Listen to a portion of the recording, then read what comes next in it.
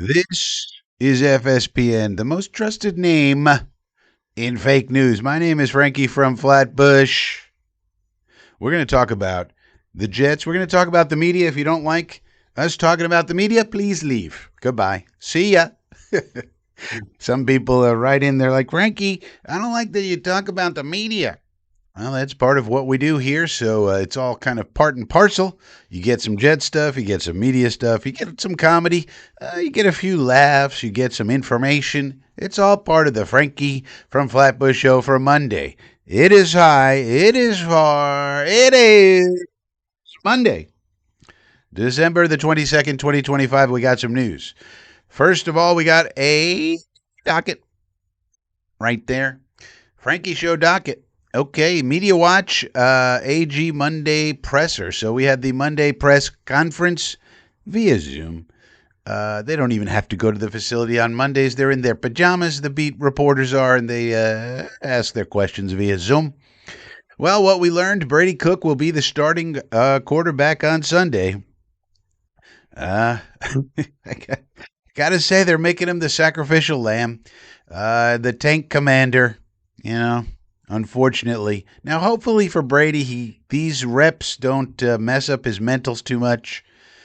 It's really funny. You would think that of all the problems of a rookie quarterback could have, you would think if you get one with over 1,200 pass attempts in college in the SEC as a starting quarterback, 3 years worth of reps, 30-plus games. Brady Cook was very, very experienced in the SEC. And you would think that the least of his problems would be pocket presence. Nope. Boy, oh boy. Ugh. Which just goes to show you, even the SEC is such a big leap to the NFL. You just never know with these dudes. Now, you didn't expect him to do well. I told you he really needed to redshirt this year. I told you that from the beginning. We really don't want to see Brady Cook, and now you're seeing why.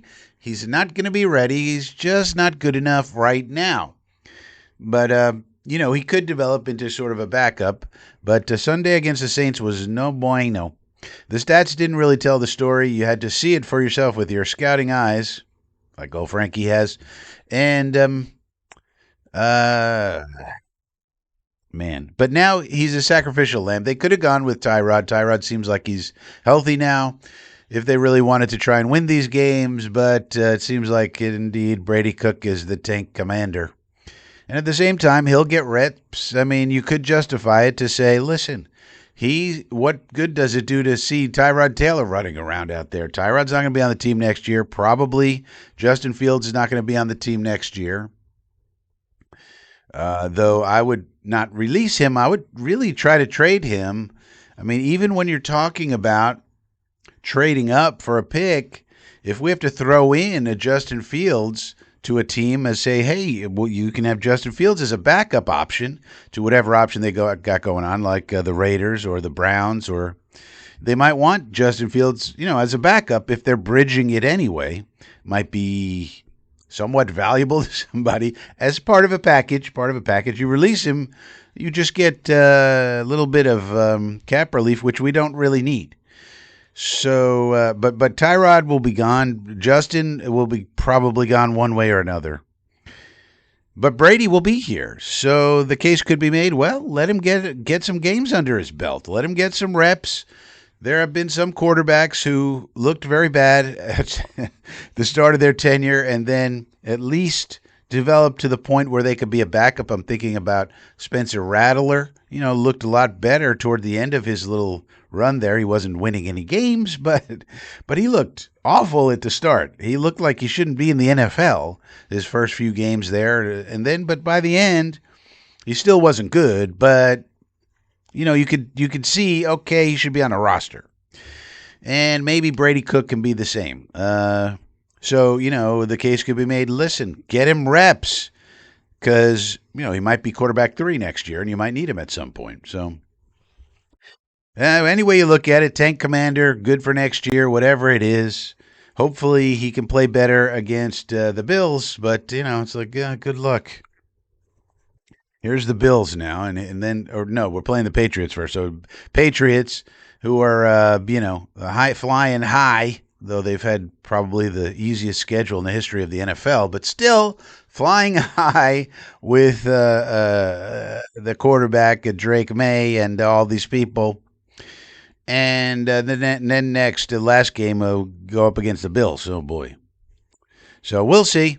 But I also found it interesting. Nobody asked Aaron Glenn about the Saints running up the score and throwing bombs down the field when they really didn't need to, and they needed to run out the clock. And they really could have couched the question very nicely. They could have said, the Saints were trying to get Taysom Hill some personal record there at the end. Do you think that that's sort of a violation of the sportsmanship code? That would have been an interesting question to ask, because it would be easy for Aaron Glenn to answer it. He would say, no, we've got to stop them. It's our job to stop them. You know what he's going to say. But it's an interesting question to ask to get dialogue going about it. Me personally, I felt like after the game that warranted a brawl. But then again, I'm a crazy man. I understand that. And other people felt differently about it, especially after it was learned that, hey, they were trying to get Taysom Hill this record, whatever it was. And Taysom Hill, by the way, not even eligible for the Hall of Fame. He's not even eligible for the Hall of Fame. He's just a jag who played roles. Like, people make this guy out to be some sort of god or something. He never made a Pro Bowl. He never made an All-Pro. He's not eligible for the Hall of Fame. You have to have one postseason award, at least, to be eligible for the Hall of Fame. This guy has such a mystique about him. Oh, he can occasionally throw a pass. Look at him run occasionally. Look at this. What has he done? The guy's just a jag anyways. But anyway, it would have been an interesting question, but of course they don't, because I don't know why. That's my suggestion to the beat. Get better questions. But then what they did ask, I believe it was Cannizzaro with the ramp-up trap. We call it the ramp-up trap, and he uses the fans as a crutch, so that's a twofer.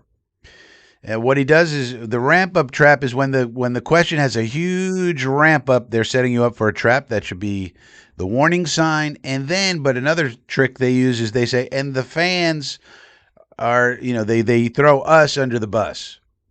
Because nobody holds the media accountable. So they can just say, they can use the ramp up, and then they can say, and the fans, what would you say to the fans? The fans are worried. The fans are concerned about all these losing all these games. What would you say to the fans? Now, if you think Mark Cannizzaro gives a shit about you and me as a fan, I got a bridge to sell you. None of these assholes cares about a fucking fan. Except for getting your clicks and getting your likes and getting your views on YouTube, they don't care about you. They don't care about you. They don't care about me. They care about themselves. And they use us as a crutch to make it seem like they're not asking the question. They're asking on behalf of the fan, you see. It's a noble question. But it really isn't. And what the trap was, and in this case, unfortunately, Aaron Glenn fell right into the trap. He said, don't worry, don't let go of the rope. We have a plan and all this kind of thing. And, of course, the pre-written headline was, coach of 3-12 team says, we got a plan. That was, we have plans, says 3-10 coach, 3-12 coach of Jets team, that sort of thing. And he fell right into it. We have a plan. So I would just like to put this out as a public service announcement to the Jets. Have Glenn make fun of the ramp-up question. The way you diffuse these tactics is you recognize them and then make fun of them. So just like Mike McDaniels does with the Dolphin reporters, he has a thing about the twofer questions. These reporters, that's another trick they use, is the twofers. So early on in his tenure, he said, look, I'll answer any one question you have, but can we not do the twofers? You guys like twofers? He made a joke about it. And every time somebody would ask a twofer, then McDaniel would go, wait a minute, are you trying to ask me a twofer? Is this a twofer? Are you secretly trying to get in a twofer? And they would have a laugh. And then from then on, the reporters basically didn't do any twofers. So you diffuse the tactics by recognizing them and then making fun of them and joking about them. Not getting angry and upset and prickly. That's not the way. You recognize it, call it out, and then make a joke about it. That's how you diffuse it. And what they could do with this is like, is this a ramp-up question, Cannizzaro? Are you asking me a ramp-up? I'm feeling a ramp-up trap here, Cannizzaro. Is this what's going on? Can you ask the question in a more simpler way? Something like that, right? Public service announcement to the Jets. All right. Talking point number dos. Ding, PFF grades. We got some PFF grades. And the Saints game went as I told you it would. Tyler Shuck is the guy for the Saints. There is no question. A lot of people are slow to come around. I've been telling you that for weeks now. And you're seeing it on the field. You saw it now with your eyes. He's their guy. They got a quarterback. They got no problems as far as that is concerned. And the game went as we thought it would. We don't have good players on defense, and he sliced us up. As I told you from the summertime, the roster's not good enough, and it's worse now because we traded Sauce and Quinnen, and we have all these injuries. So with a roster like that, how are you going to compete? You can't. It's not good enough. The hope you have is we're going to spend big in free agency for whoever we can get on defense, including Alex Anzalone and Malcolm Rodriguez as 2 targets, for example, just as examples. We're going to spend big. We're going to overspend to get them here. That's just 2 people, but we're going to try to load up on free agents just like the Patriots did, and everybody said, wow, they're overspending for Morgan Moses and Robert Spillane and Caleb Chase and all these people that they signed. And maybe they did, but look what they're doing now. Now, a lot of that comes down to the young quarterback, but still, you got to fill up the roster with people who are above average players or average at least. You can't just go on the field with Michael Clemens and Braden McGregor and a bunch of defensive tackle bums that you sign. You can't do that. If you have to overpay for average, you overpay for average. You got to do it. But anyway, so the game went as I had told you it would because of Tyler Shuck. But who did well? Well, Breece Hall had an 84.2 grade, so that's nice. John Simpson, even with 2 dumb penalties, 71.7. Adonai Mitchell, 66.8. Olu, 66.8. Isaiah Davis, 66.4. Stone Smart got in the game, so that was interesting to see. We haven't used him all year. He got 20 snaps and played average. Everybody else was below average. On defense, Michael Walker. Now, there's a guy we would probably want to re-sign. Special teamer, can play linebacker, had an 89.3 grade in this game. Now, that's not the reason to sign him, but, he seems like a decent, linebacker type that you use mostly on special teams. Can be a backup linebacker. Just sign him. He'll sign any contract you put in front of him. $1 million, $2 million, let's go. Juwan Briggs, 86.1. Briggs has been an excellent addition. So you think about the front office ever since the end of summer when they got their total staff together. It's been great. They traded for Briggs. They traded for Phillips. They picked up Kalen Saunders even. The trade for Jarvis Brown-Lee, picking up a Jasir Taylor, who didn't play in this game. They're trying out Jordan Clark there, but that's a guy you could sign to an easy contract, veteran minimum, to fill out the roster. Okay, Kalen Saunders had a 71.8 grade in this game. Pretty good. That could be a guy you sign. Again, vet minimum. Any contract you put in front of Kalen Saunders, he'll sign it. Will McDonald was 75.5 in this game. Sherwood, 77.6. Dean Clark has been the starting safety, 66.8. Not bad, and a coverage grade of 68.3. That could be a guy who makes a roster next year. Jarius Monroe played 2 snaps. Brandon Stevens didn't get a good grade in this game. Jermaine Johnson looks like he's running down. He's run down low on, he didn't, when you have an injury, you don't do your off-season workout to the same level. I think Jermaine Johnson is wearing down. Stigger's got a low grade. I thought he had a couple of PBUs that looked pretty good, but he got a 55 overall grade and 49.8 coverage grade. That's disappointing. Malachi Moore, 55 overall and 53.8 in coverage. Disappointing. Clemens, low grade, gone. Quincy, low grade, probably gone. Braden McGregor, gone. Jay Tufele, gone. Jordan Clark is now getting reps, 42 snaps, but was our lowest graded player at 45.7. So he's playing now, but not playing well. So can he be part of the slot solution next year? Probably not.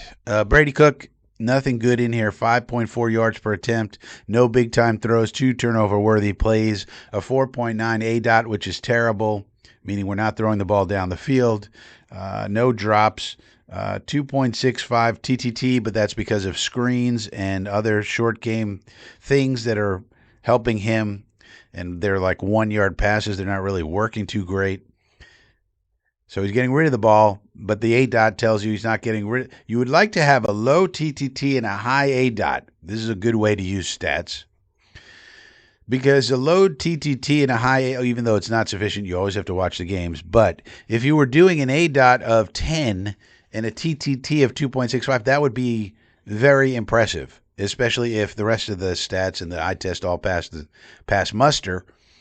Because that would tell you you're throwing the ball down the field and you're getting rid of it quickly, which means you're really recognizing what's going on fast and putting it on them. Hopefully, if the completion percentage and everything else looks good, then you'd have something. But, this is a UDFA that we're trying to develop into a QB2, basically.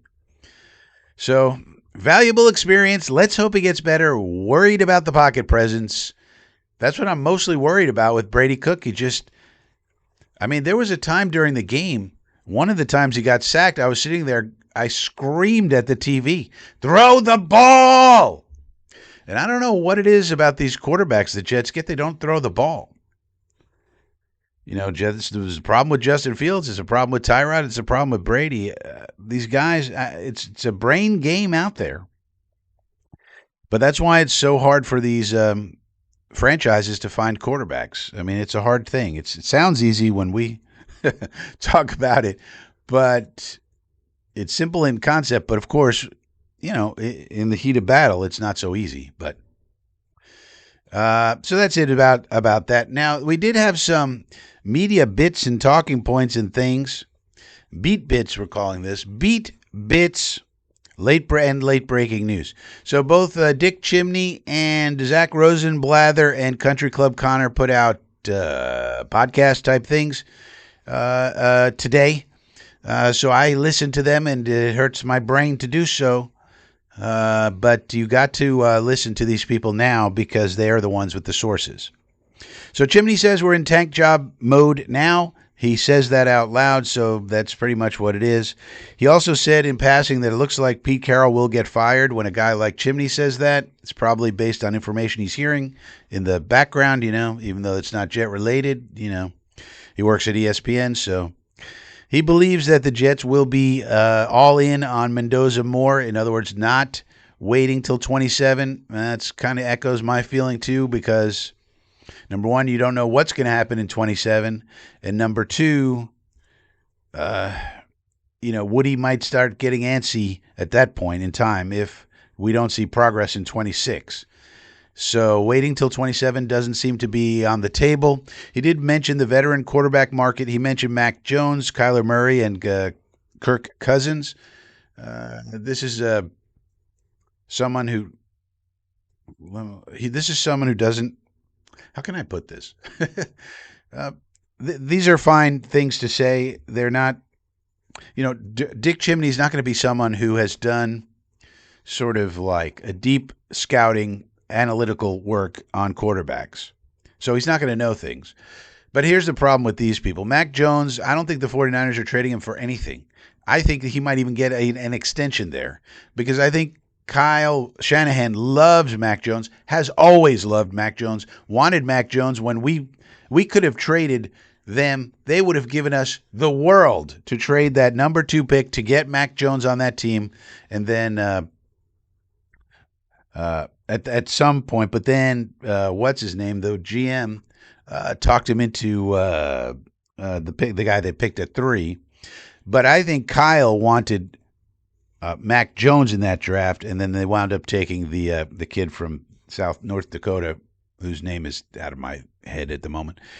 But you know what I'm talking about. And so, but I think Kyle wanted Mac, and at one point they were hell bent on getting Mac, and no matter if they wound up on Mac or the other guy, they wanted that number 2 pick badly. They traded up to 3.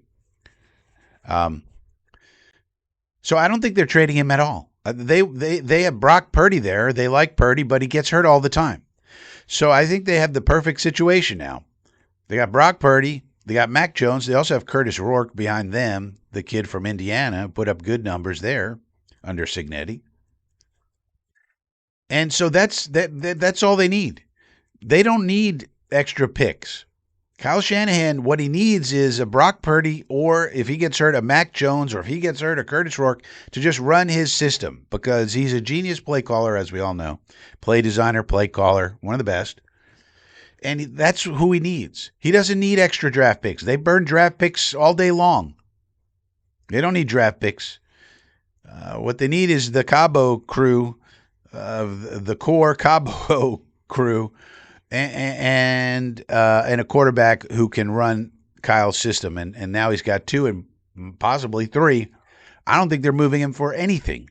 Second round pick, they're probably like, no, what do I need a second round pick for? We're in win now mode. We got our roster where we like it. We're not trading Mac Jones. No. In fact, we might give him a contract extension. Then we got Kyler Murray. That's not a guy that the Jets should really be interested in. We can't make an unusual guy like that work. I mean, somebody might be able to get it out of him. Obviously, he's talented. He has a rocket for an arm. He's very fast and moves around.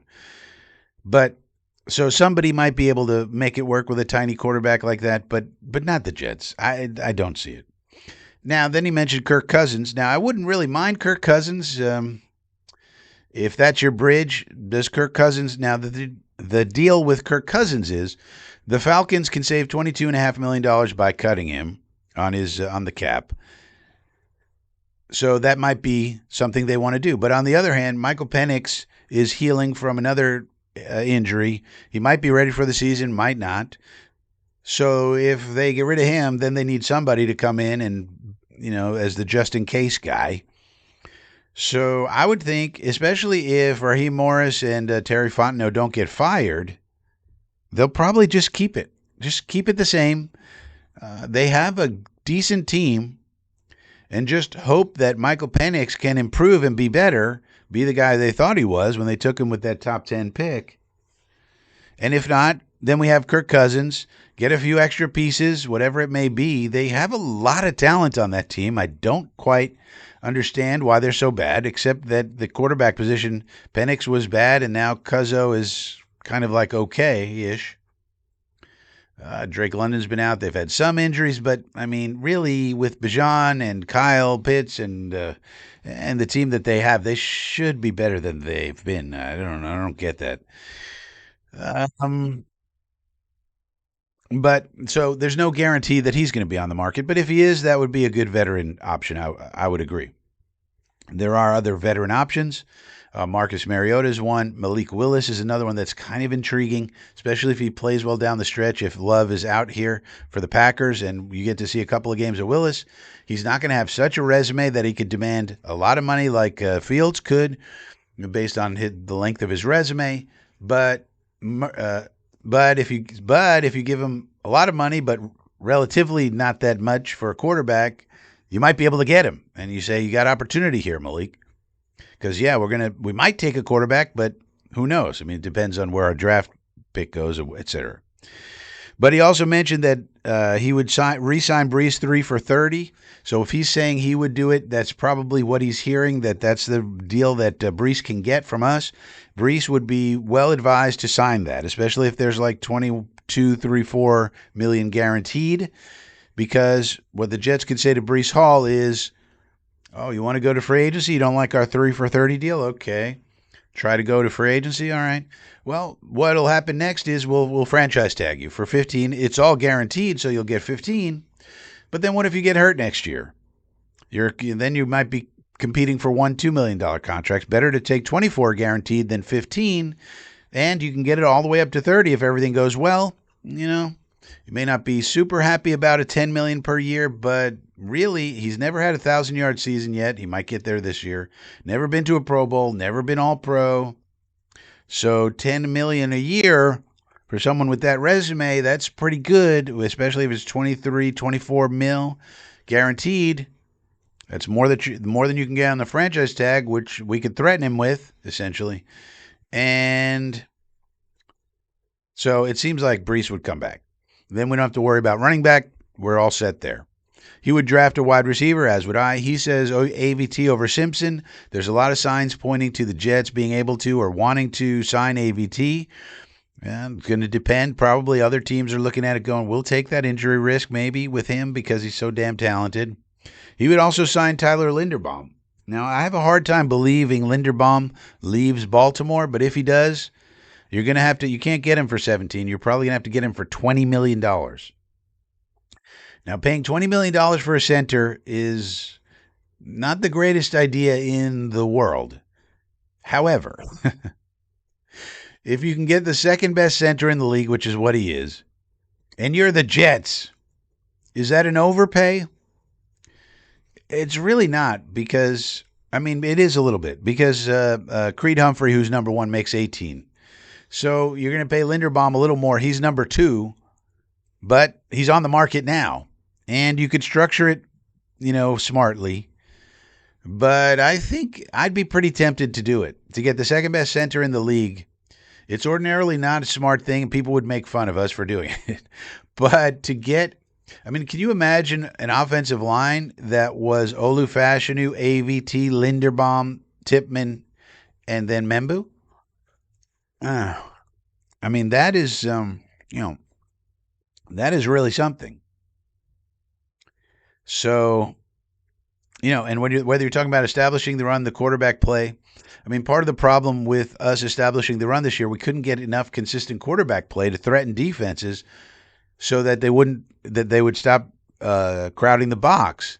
And so if you get a quarterback who could at least threaten, a defense, whether it's a Cuzzo or Mendoza Moore, whatever it may be, and then you have an offensive line that can open up holes in light boxes for these running backs, okay, now you got something to work with here. He also mentioned Alex Anzalone. That's another guy I would overpay to go get. Absolutely. You make him the captain of the defense. You move Sherwood over to the will, and that's better suited for his skill set. Now you're improving two positions there. I would also go get Malcolm Rodriguez also. And he mentions trading Will McDonald. Will McDonald, a very one-dimensional player, very hot and cold. Sometimes he gets hot and he puts a lot of pressure on the quarterback. Other times he disappears and is invisible. He was clearly overdrafted. If you can get a representative deal for him, if I was going to trade Will McDonald, I would want to get a 3 plus a player. Can I get a backup safety type, a veteran savvy safety, so basically an Isaiah Oliver upgrade to put on the roster? It's just kind of like a throw-in, but it's something we need. And then pick up a third-round pick. We just need an infusion of young talent. McDonald is definitely useful. He's definitely good at what he does, the one skill he has. But he's just not strong enough to play against the run, and his pass rush is just too inconsistent. So that's all Chimney had to say. Rosenblather and Country Club Connor did a podcast where they didn't say much of use, but they did say this. The Giants will build around Jackson Dart. There's been some talk about, oh boy, Jackson Dart isn't playing good anymore. In fact, if you listen to Frankie, you would have learned that he wasn't playing good in the beginning either. He was just running around a lot, and everybody got excited about him running around. That's not what you want out of a quarterback. You can't survive. Look at all these running quarterbacks. There's really only been one, and it happens to be in our division, Josh Allen, who runs a lot, who never gets hurt. Allen's had little maladies here and there, but for the most part, he never misses a damn game. But look at Lamar Jackson. Look at Kyler Murray. Look at these guys who run around. They get killed. And Dart started running around, and he got killed. And now, this last game, they said, I didn't watch it, but they said they made him into a pocket passer, and he had a lot of trouble. Oh. But anyway, the idea from Country Club Connor Hughes covers both the Jets and Giants these days. He's saying the Giants do plan to build around Dart. And therefore, a trade, if they wind up with the first pick or even the second pick, they're going to be very, very, very, very thirsty to trade it, which is good news for the Jets.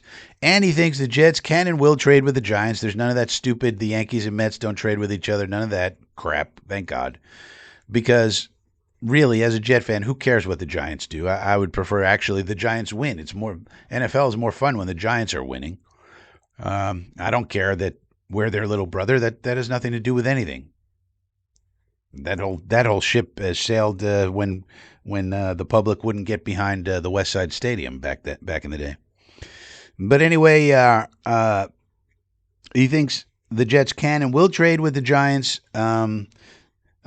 So that's not a problem, and so therefore we got to be rooting for the Giants to get to 1 so that we can trade with them, and then the Giants get a bunch of extra capital, and they still get the player they want at 3 or 4 or wherever we are. So that makes a lot of sense. They also said they do believe that the Jets will bring Brees back on a 2-year deal or so. So basically all the beat are saying the same things, which means they're probably hearing that from Brees' agent or the Jets or whatever. Whenever they're all ringing the same bell, it means they're all talking to the same sources. And so it's looking like Brees will come back. We'll have to see about that. Now, news around the NFL, DK Metcalf got suspended for 2 games for getting into a fight with a fan. That's not something you want to be doing. We'll see if that gets reduced on appeal, but he's suspended. That could have an impact on the games going forward in terms of the Steelers making the playoffs or their final record, and then any playoff implications and other implications of those games. Obviously, he's a superstar player. We'll see if that gets right. I don't know. He went into the stands and punched a guy. That's so pretty much. And there's very specific rules that people are pointing out here on X that tell you can't do that regardless of what the fan did or did not say. I think that's going to get upheld probably. Any other late-breaking news as we head off here on the Frankie from Flatbush Show? Looking like Zach Rosenblather says, well, with this suspension of DK Metcalf, Alan Lazard will probably make his appearance over there on the south side of Pittsburgh. They'll probably sign. Now, Lazard got released by the Jets. Nobody picked him up yet. So he asked for the release. I don't know what his agent was thinking, unless he was just waiting for the Steelers. I don't know. But nobody picked him up yet. But maybe now with this, the Steelers will be motivated to get old Alan Lazard in their building. But they did pick up MVS, so I don't know. But anyway, so that'll do it for Monday. That's it as far as the Frankie from Flatbush Show. Thank you for joining. Please subscribe. If you're new around here, we would appreciate your support very much. And if you want extras, if you want all the extra stuff that you get, well, you got to join the Inner Circle. And you can click the join button down below to do that. But otherwise, just subscribe. That is free. Subscribe button down below. Subscribe.